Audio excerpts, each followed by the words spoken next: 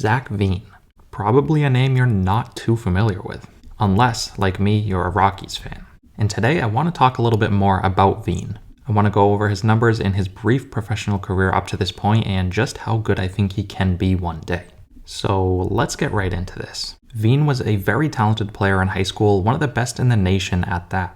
He was dominating his competition, and unfortunately, while his senior season was cut short due to the pandemic, he had already shown enough to be one of the top prospects in the nation. In fact, prior to the 2020 MLB draft, he was ranked the #1 center fielder in the country. This led to him being selected 9th overall by the Colorado Rockies. And shortly after getting selected, Veen would report to Low A in 2021. He played for the Fresno Grizzlies, and at only 19 years old, he put up ridiculous numbers.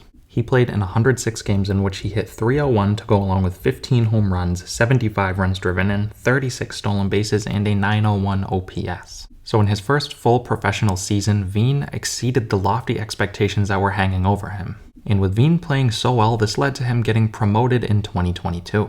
And again, Veen played very well. In 126 games between A+ and AA, Veen hit .245 to go along with 12 home runs, 67 runs driven in, 55 stolen bases, and a .724 OPS. And yes, some of Veen's numbers did fall pretty drastically from 2021, but this is expected as you go through higher levels in the minor leagues. But while some of his numbers did go down, he still had really good home run and stolen base numbers as I mentioned before. And in the midst of the 2022 season being one of the top prospects in all of baseball, Veen was invited to participate in the Futures game. And in this game, he was probably the best player on the National League side. He went 2 for 3 while scoring a run and stealing 2 bases.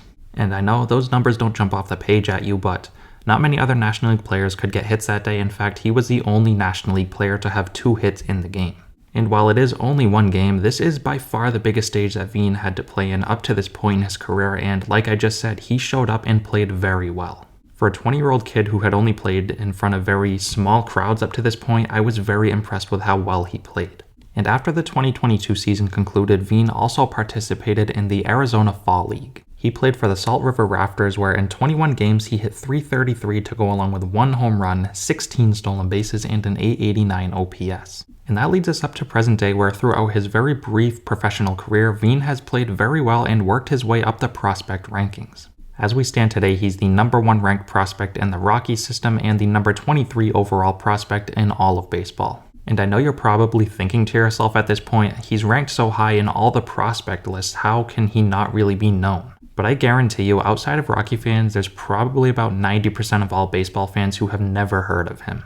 Yeah, there's going to be some diehard baseball fans that do follow a lot of players like Veen, but like I said, the majority of casual fans, I guarantee you, have never heard the name Zach Veen.